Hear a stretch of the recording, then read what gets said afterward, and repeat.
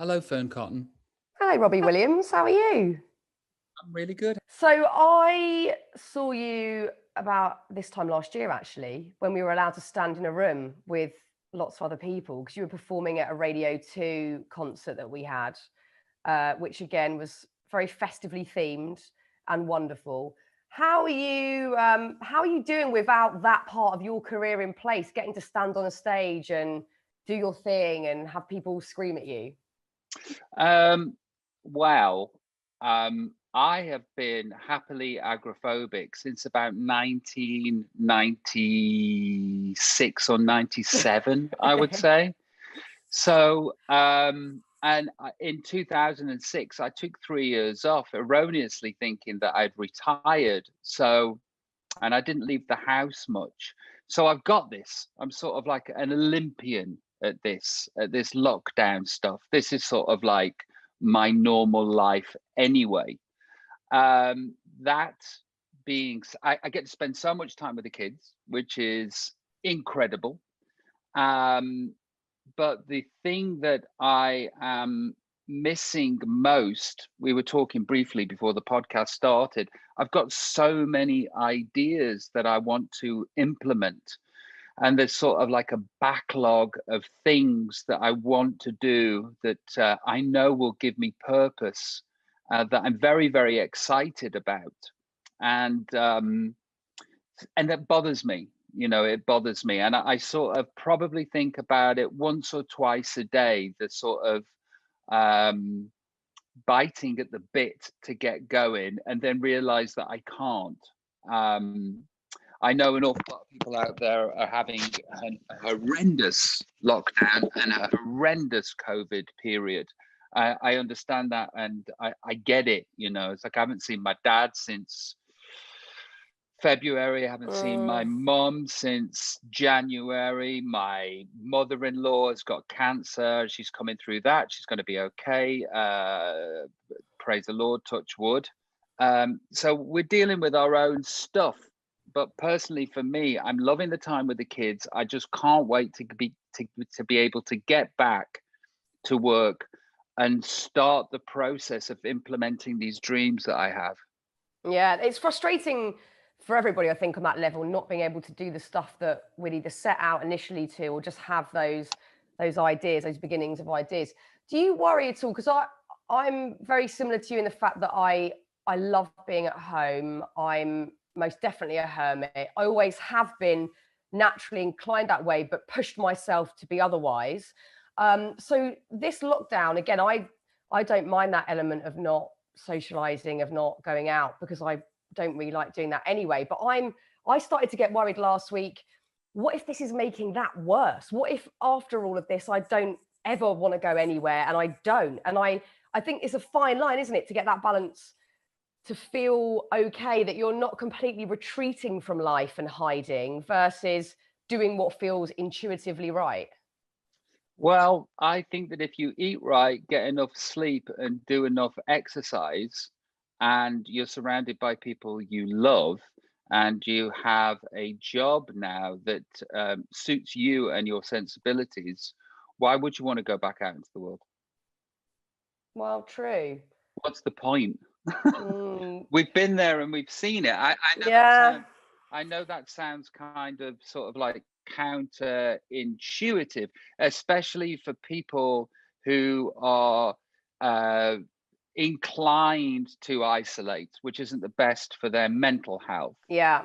But like I say, if you're eating well, sleeping well, exercising, surrounded by people you love, what else do you need? Yeah, maybe I get too worried about outside influence. Everyone else seems to be just fine going out and socializing, and I worry that there's something wrong with me that I don't. But I think you're right. It's about keeping it simple. And if this pandemic has taught us anything, it's that. We just keep it simple, and hopefully that will stand you in good stead to deal with what's going on. Something that you were talking about earlier on, which is interesting. We have extrovert jobs, but little did we know that we were introverts.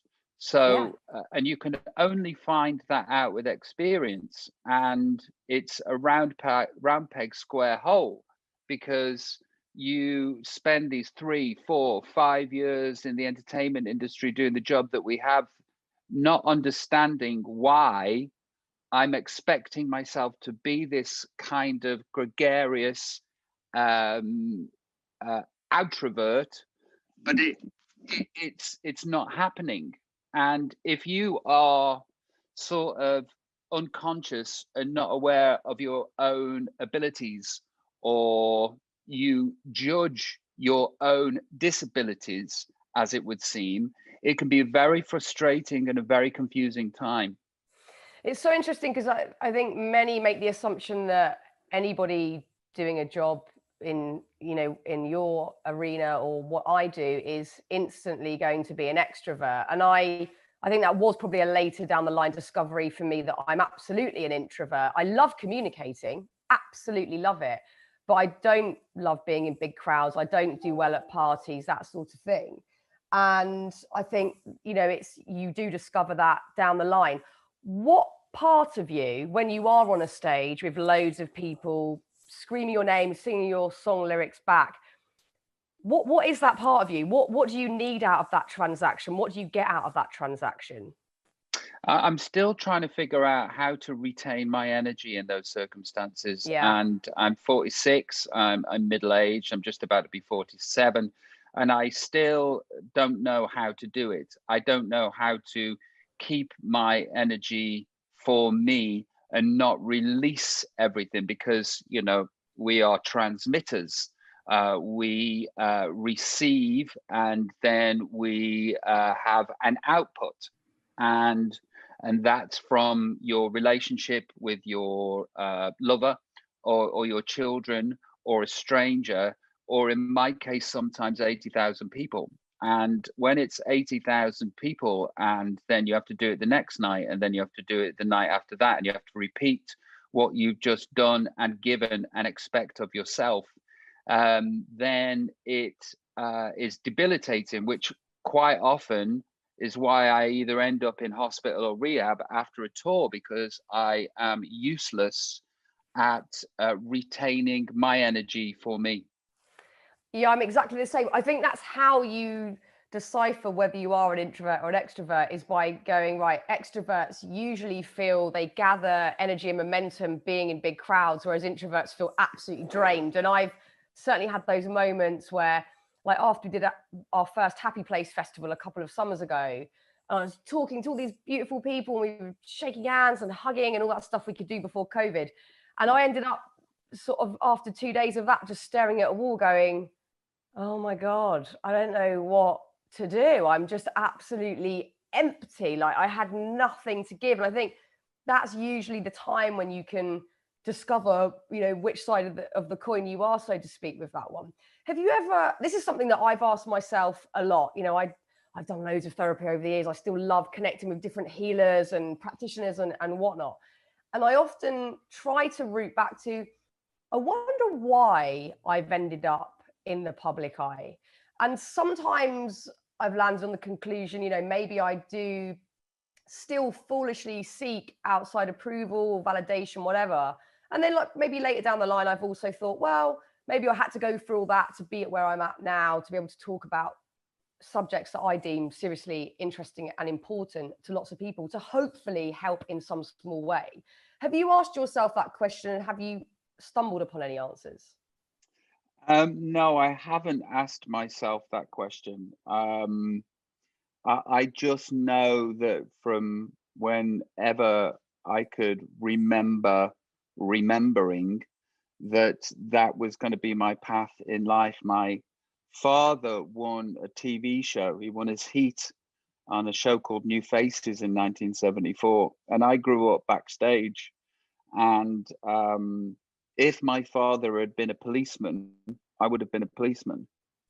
So there has been no left or right or thought about any other path in life. And I got extremely lucky. The school doors closed. I auditioned to take that and I got in. And then I was given Willy Wonka's golden ticket, basically. And I understand the privilege of the position that I'm in. And I understand these incredible cards that I've been given in the game of life. and I'm just trying to play them the best way that I can.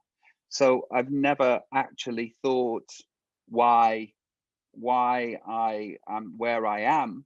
I constantly think about why it makes me feel the way it makes me feel. But I just know that for this go around on the planet, I'm supposed to be doing this. And how does it make you feel? You know, is there one answer to that?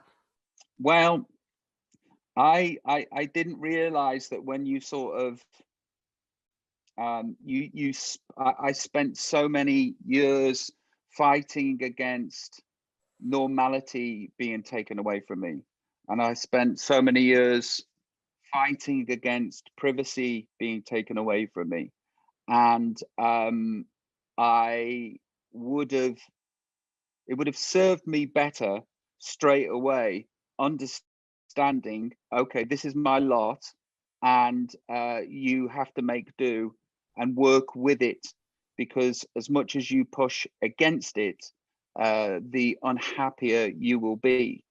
So it's weird.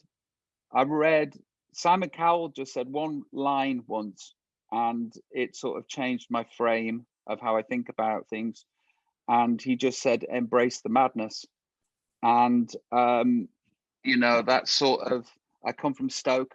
I love my hometown. Not being able to go there or go out straight away, you know, like when I was 17, people wanted to beat me up.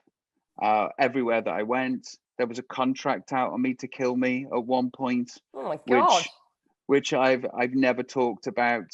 And instantly, my life was viewed through one filter, and then within a matter of 5, 6, 7 months, I've been catapulted to Mars on a spaceship, and I was expected to understand how to man that spaceship and make it land properly and take care of myself and be safe.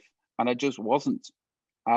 So I can't remember where I was, but yeah, so I fought against, I wanted to return to normality. I wanted my cake and eat it, while still being able to fulfill what I presumed was going to be my destiny. And I didn't know that fighting against it was futile. Yeah, I mean, we've talked about this a lot on the podcast, about just the notion of resistance to anything, and that being unhappiness, you know, rather than, like you say, with Simon Cowell's words, embracing the madness, because butting your head against it isn't going to bring you any inner peace. How have you done that? How have you embraced the madness? What has that required? Well, it does help that I'm in a beautiful relationship with a wonderful person, you know, so I have this anchor and safe place. You know, I have my happy place to build from. When it was just me being a man child going around the world and behaving the way that a man child behaves, I didn't have the tools or the safety net to build a better life for myself. But once I got that sort of, it was funny because I got in a relationship with Ida, and then the press already had it written out, and then Ida Fields comes and saves Robbie Williams' life, and I was like, well, I'll go along with this. I'm not happy about that. I've done a lot of work on myself, thank you very much. But if that's the sort of script that's being, I'll go with it. But now, if I look back at it, it's true, you know. And I was thinking about it before the podcast. You don't realize that something's wrong until it's too late. Do you know what I mean? With your life and with your mental health. Yeah. And basically, for me, what happened was a brick wall was started to being built mentally, and then you only realize that you're underneath this brick wall when this factory has been built on top of you. And by the time you realize that that's happened, it's like having to run a marathon with a broken leg. you know, because you are so far down that you cannot pull yourself out, because you have no capability to do that, because you've built this factory on top of yourself. You've allowed it to happen through maybe no fault of your own, but that's what you have to deal with. And when you are underneath this factory, this analogy that I'm using right now, what you need to do is better self-care. But when you don't care about yourself, it's impossible to do better self-care, because you're so far away from being the person that you need to be, that will nurture yourself and give yourself nutrients, that it seems like an impossible task. And indeed, it kind of was. It's an impossible task to sort it out within weeks. It's an impossible task to sort it out within months. And most of the time, it's an impossible task to sort it out within years. I think self-loathing has a lot to do with all of our problems, you know, and you just touched on it there by talking about self-care and perhaps your own personal reluctance to do that and to have that as part of your daily thinking, or just to be the foundations of where you're at in life. And it's something that I personally do a lot of work on, have been recently, really looking at that element, that that part of me that I believe isn't enough, isn't good enough, has made too many mistakes, etc., and how that can really just make everything around me crumble. And you know, like you say, if you're not doing the self-care bit, everything else goes to shit. And I realized that again, I always end up in this place where I'm like, why am I here again? Why do I feel like shit again? Why have I stopped looking after myself? And it's always due to this sort of omnipresent hum of self-loathing. Where are you at the moment with self-loathing versus self-appreciation, self-acceptance, whatever you want to call it? Well, I can remember writing this lyric, and it would probably be in 2011, 2012. And the lyric was, walking through the horizon, I find myself back here somehow.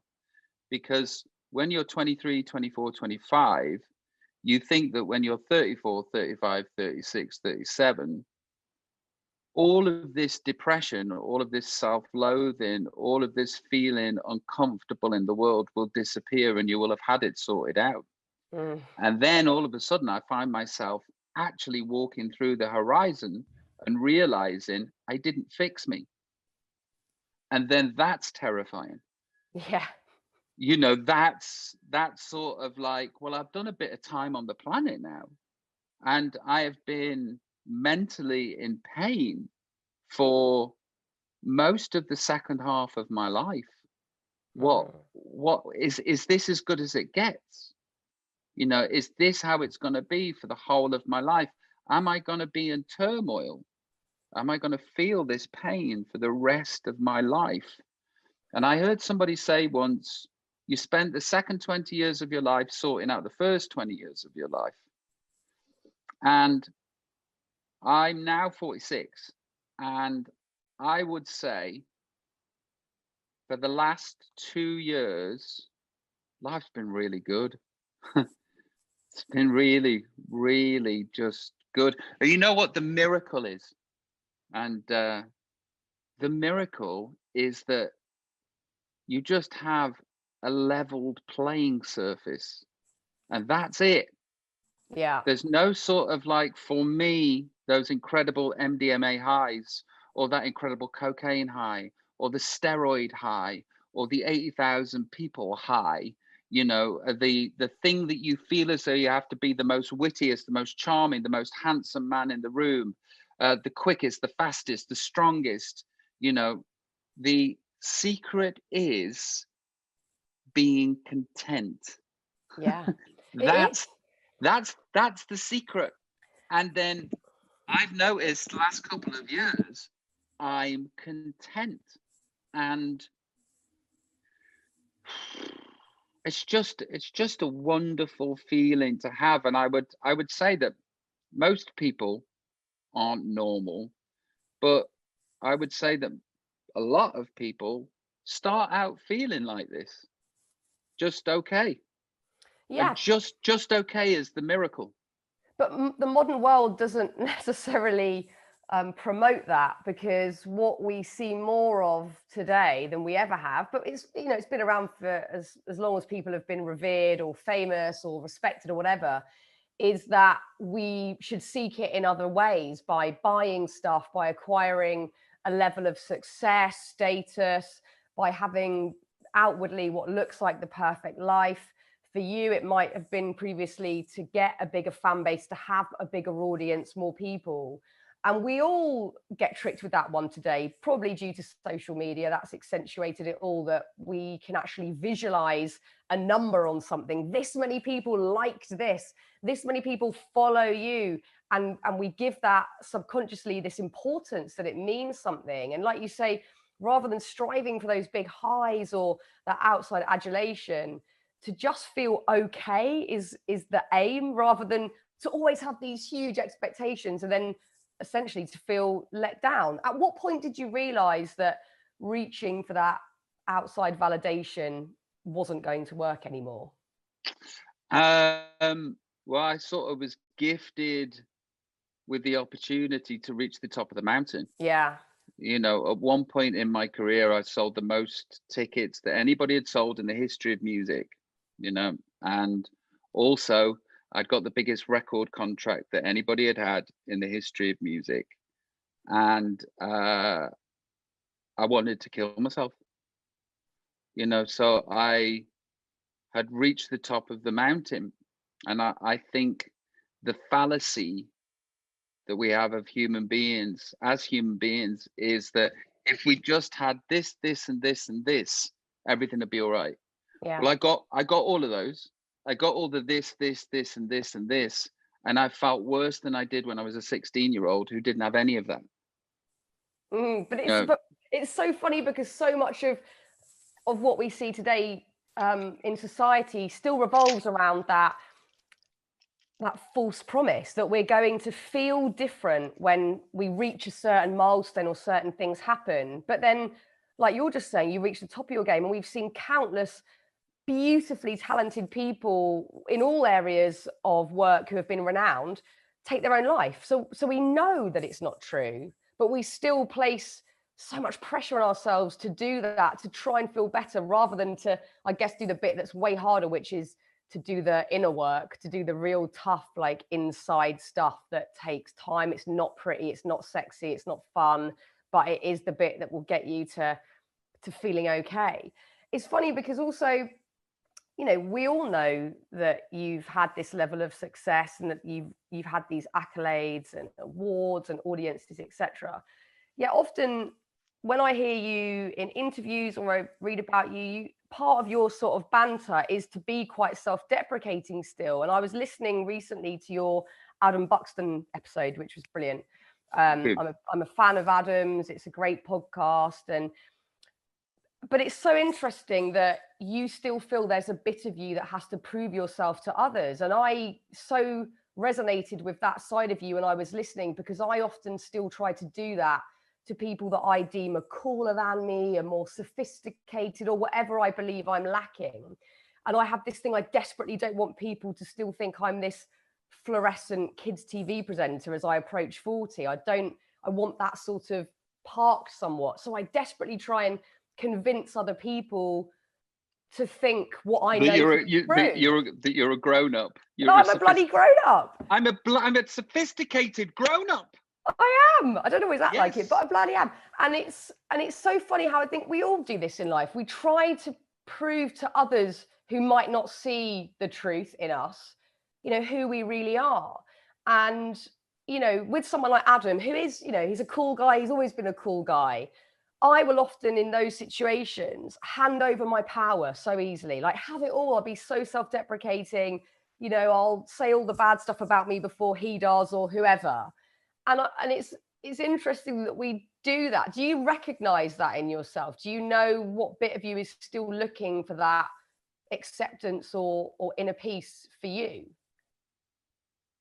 See, it's not that I'm looking for any sort of grandiose ways to fill my narcissism and my ego.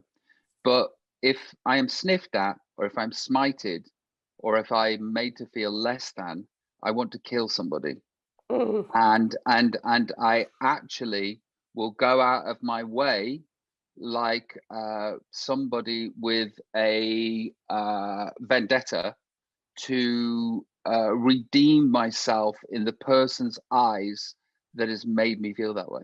Yeah, I mean, you did it in an absolute, in the most literal sense with Adam. He's someone that poked fun of you at the 90s, and then by the end of the podcast, you're mates. But I do think it's sometimes a shame that, well, why is it okay that Adam has that judgment of you? I like Adam a lot. I don't know him, but I'm a fan of him. But it's funny how we give people the power and we go, oh yeah, your judgment means more than my own perception of me. Because I know that feeling. I hate it when people are awful about me and I don't feel it's true. But sometimes we put so much effort into disproving what their beliefs are. Well, we bless them, our parents that we spent the first 17, 18, 19, 20 years with did an absolute incredible job, but they also filled the computer with some broken stuff too. Yeah. So our very essence is, many ways, there is the reason why I'm so successful is because of my mother. The reason that I am so successful is because of my father. The reason that I am so broken is because of my mother and my father. And I've got 4 kids. I'm just about to do the same thing to them. Yeah. Oh God, isn't that a head fuck when you start thinking about that? This one kills me when I think about what bad habits and like negative shit am I passing on to them. Yeah. Scares the hell out of me. And we are, and we will, and we are unconscious, and we are children raising children. That's what struck me when Theodora arrived, was like, oh my God, I'm a child. Oh my God, so was my mom. Oh my God, so was my dad. And they just made it up. They're just making it up on a day-to-day basis. And I'm making it up on a day-to-day basis too. And you have more empathy.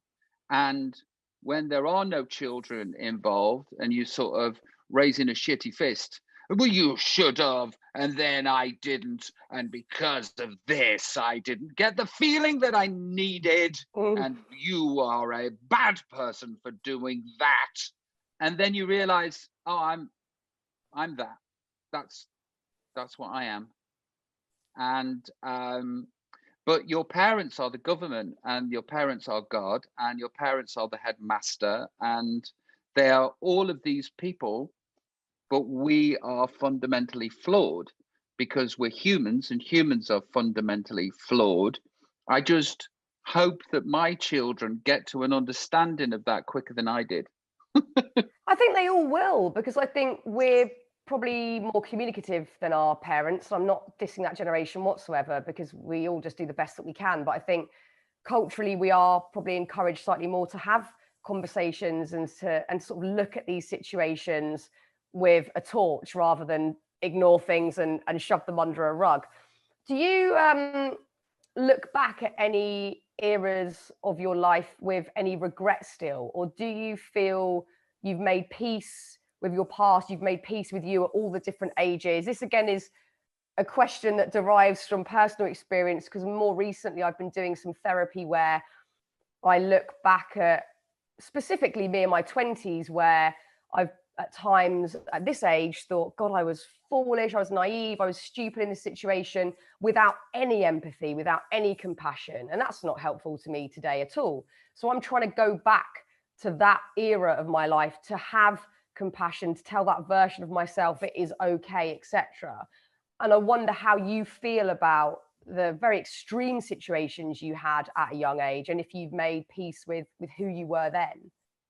I kind of have made peace, but I think the way that I see it is, I imagine Teddy being 24, or I imagine Charlie being 18, or I imagine Bo and Coco being 27 even.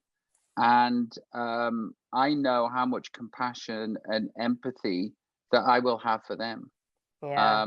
I've also, I've got a young man working for me and with me now for the last couple of years. His name's Leo, and he's my videographer. And I've known him since he was 22. He's now 25.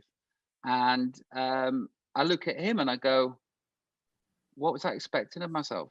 What was I? It's like, somebody, I mean, I hope he doesn't mind me saying this, but like somebody finished with him a few years ago, called him a man child. And I was like, yeah, but you are,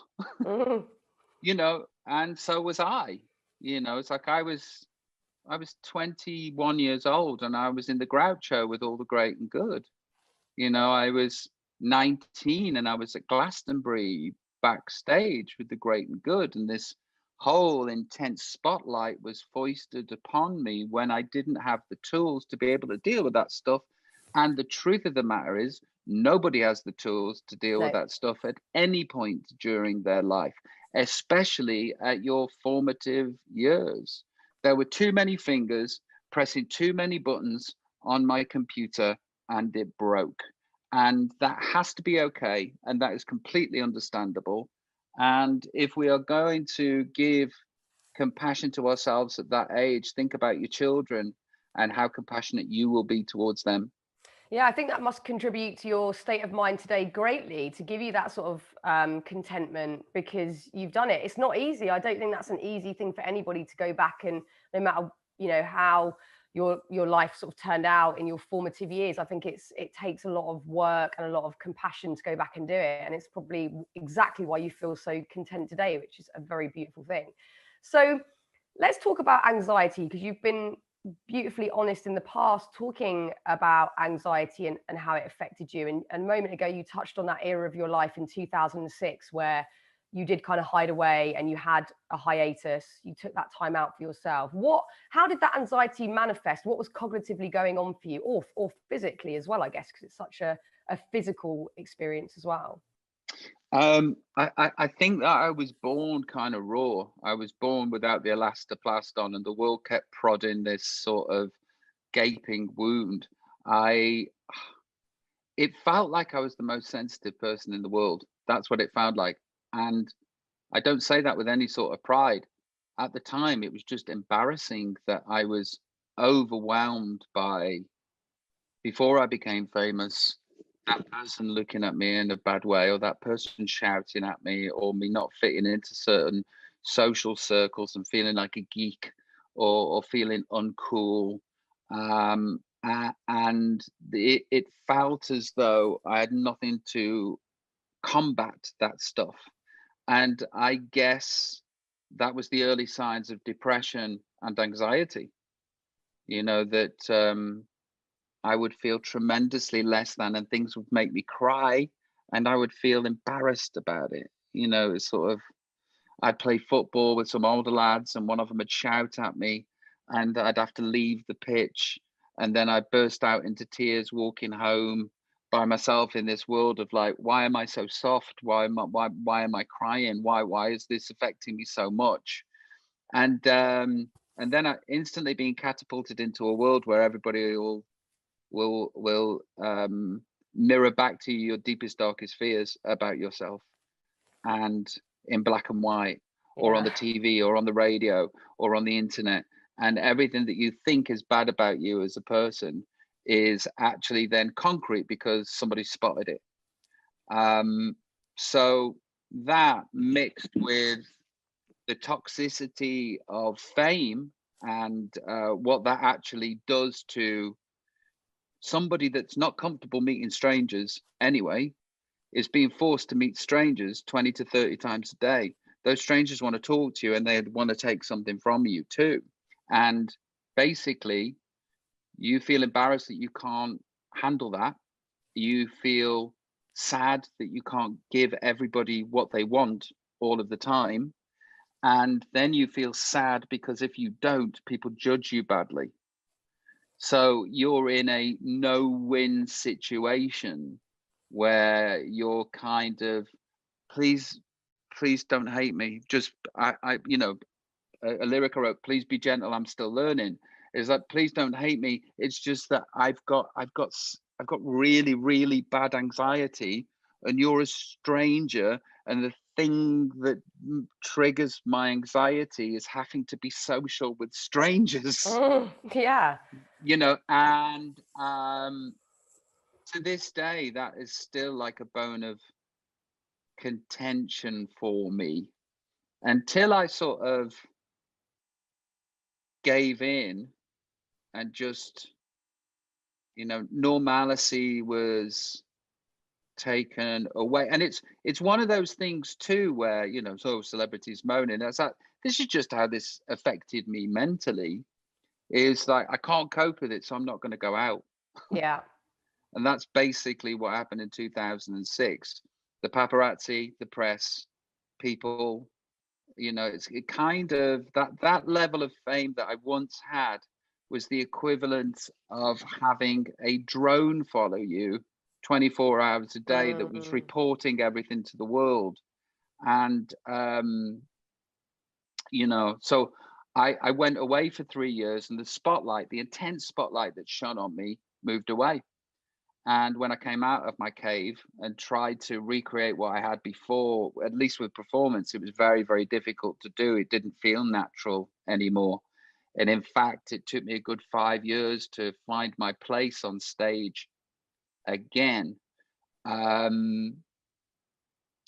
that's understandable, that if your computer is being overloaded, something's got to give. And the something that's got to give will be, if you're slightly anxious, you're going to be incredibly anxious.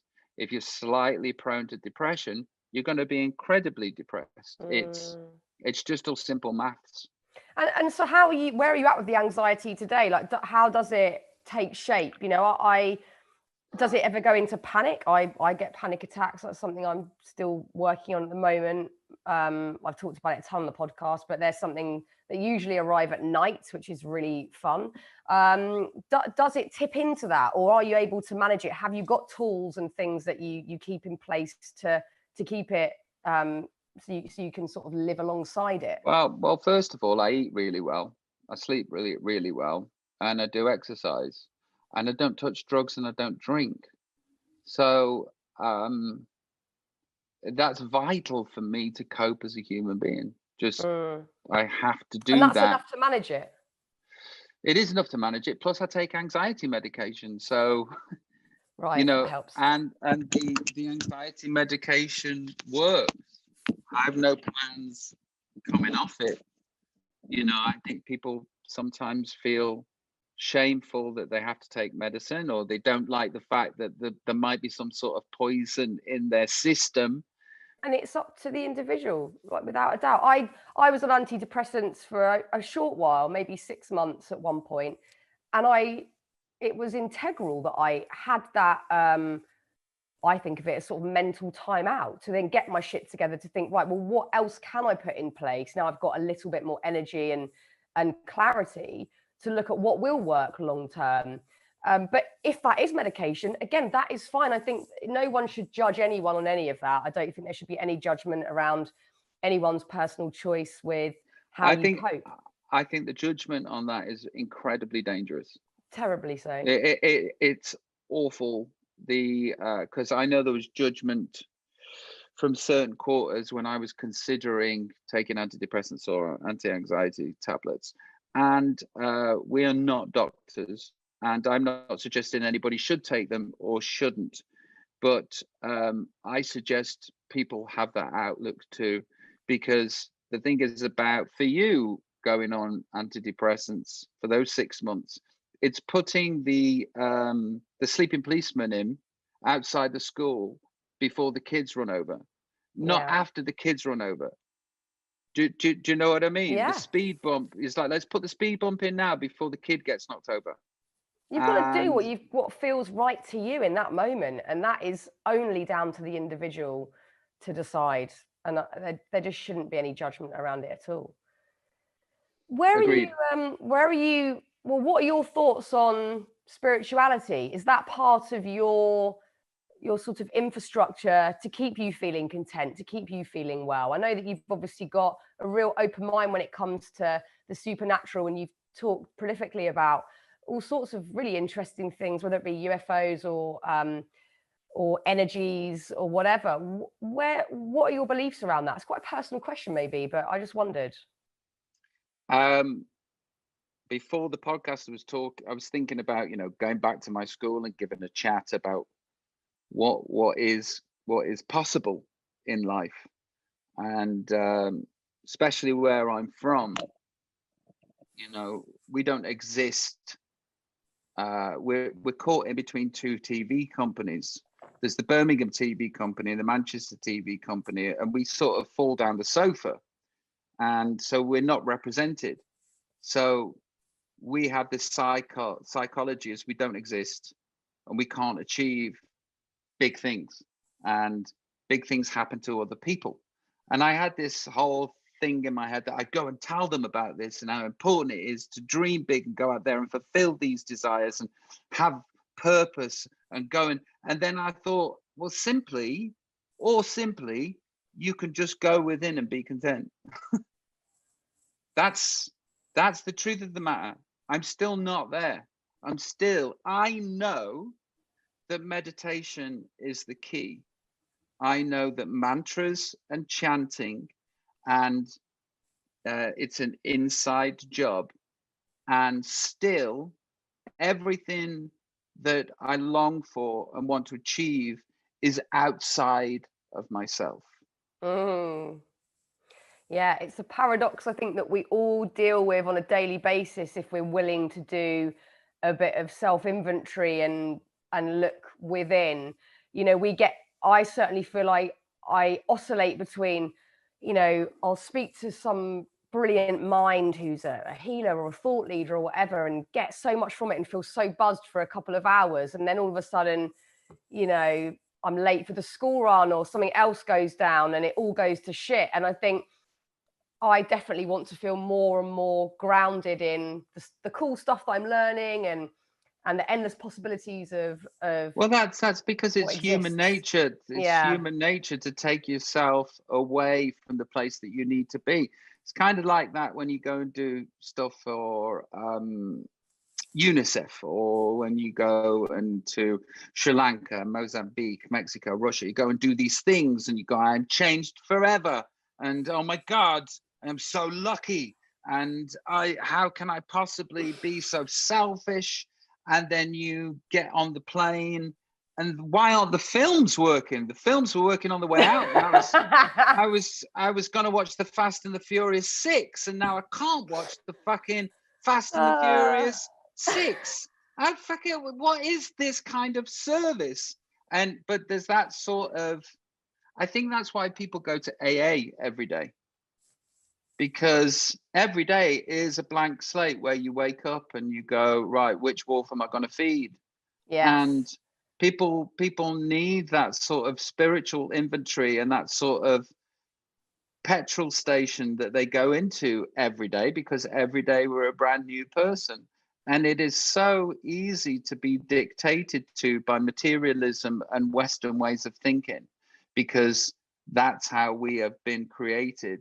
We are children of that system. So of course that we're going to have a gravitational pull to everything that is outside of ourselves. And it can be as simple as, talking. I did a podcast the other day with the wife, and we're talking to a nurse, and these people are angels, and they do this service that's absolutely unbelievable. And it was another one of those occasions where I was like, I'm going to do this and I'm going to do that, and how selfish with this whole writing of the songs and the needing the acclaim. And then the podcast finished, and I had one of those Fast and Furious moments where I instantly forgot who I was 5 minutes ago. And what is your preferred way to get back to that way of thinking, where you do go within, where you do find that stillness, that quiet, you do lose the attachment to outside stuff? Do you have one particular thing you like to do? No, I'm very fortunate, because with my management that I've now had for over 25 years, I've always been with somebody that's an addict, somebody that's right next to me has been through what I've been through. So I there's no sort of like confusion about my isms at any given time. My wife's had so much therapy that she understands my nature. So I've got somewhere safe to go to. Does that answer the question?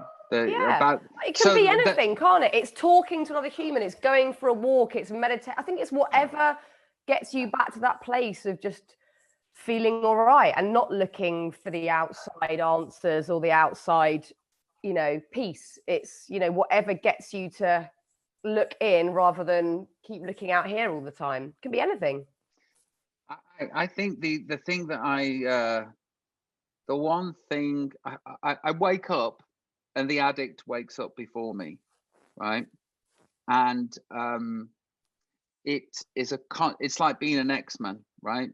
You wake up and you have this beam coming out of your chest, and you have this beam that wants to seek and destroy, overcome, devour, take in, consume. And when I'm not drinking, taking pills, taking powder, doing all of that stuff, if I shine this beam correctly, I can achieve anything, and so I've been doing art. In lockdown, the first month of lockdown, I did 33 pieces, 8 hours a day. I wrote a dance album that's going to come out next year. I came up with 2 TV show ideas. I've written those 3 TV show ideas that I want to do. So if you can harness the power of your own destructive nature and shine it in the right way, it's so powerful. I love that. I think it is about that, isn't it? Harnessing whatever that energy is, whether you deem it to be negative or positive, and just putting it in the right place. How are you, therefore, with rest? I'm awful at resting, awful at relaxing. I always want to be achieving, or even if it's a tiny thing like cleaning out a room or whatever. I'm so bad at stepping away from that and doing nothing, which is so important, that idleness. How are you with that? I was about to put a negative word on what I'm like, and that negative word would be selfish. But I also think that could be self-care too. It's like I know where I've been. I know how overpowered I felt. I know the hellish days and nights that consumed my soul. I know I don't want to return back there. And I will do everything possible in my means to be able to play on this level playing surface. So in short, I'm really good at resting and taking what I need. And it doesn't take much to put me off kilter. Like sort of doing promo where I have to go do a breakfast show and I have to be up at 5 o'clock and I'm on the breakfast show at 7 o'clock. The rest of the day, it might as well be 1995 and I'm in complete and utter depression. So I know how brittle this is. I know what I need to do to give myself the nutrients to not revert back to the person that I was, who's there waiting for me outside this door right now. Yeah, I don't think it's selfish at all, because you're doing yourself and everyone in your lovely inner sanctum a favor by staying on form and staying content and staying balanced. I think it's a really important lesson to learn, to set those boundaries and to do what works for you. Amen. Amen. Well, look, Robbie, it's been so lovely catching up with you. So nice to talk to you. I'm so glad that you're in such a good space and you've had all this creativity during lockdown. It's so wonderful to hear. And thank you for coming on Happy Place. Absolute pleasure. And I'm thrilled about the success of your happy place, and the fact that you get to do a festival, and the fact that you get to do it off your own back, and you don't need to be beholden to anybody. I feel joyous for you that you're achieving that. And without all of those hideous insecurities that we have, neither of us would be in the places that we are. So God bless our insecurities. Yeah, it's a big fat juicy silver lining that you've got to always feel grateful for. It's a good thing. Thank you, Rob. All right, loads of love, darling. Be well. Cheers, and you. Bye.